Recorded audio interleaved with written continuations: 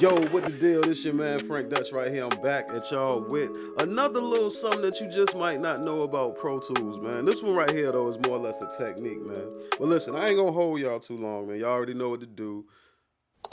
You did it? All right, now let's get into the video. All right, so you got your session up right here, right? And I'm gonna tell you right now, this will work best if you know the tempo and if you have it set on grid when you first starting with this process, right? It just makes things faster and easier. So what you want to do is say like you have this section of the beat right here or song.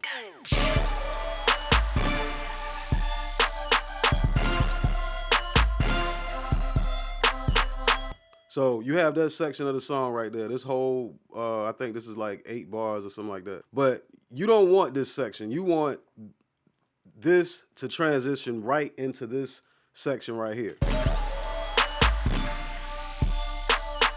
So you want to just quickly take all of this out. This is what you do.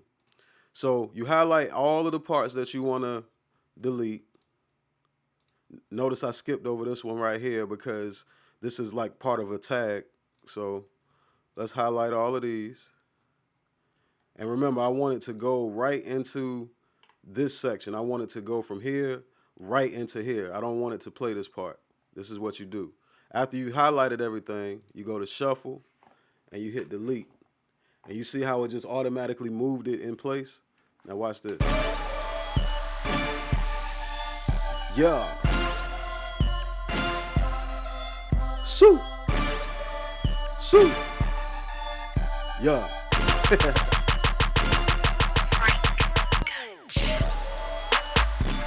know what I'm saying? That's pretty much how you do it, man. Don't forget to like, share, comment, and subscribe. Ring that bell, man. Please the algorithm gods. Y'all be cool. How y'all be cool, man. I'm out, man. Peace.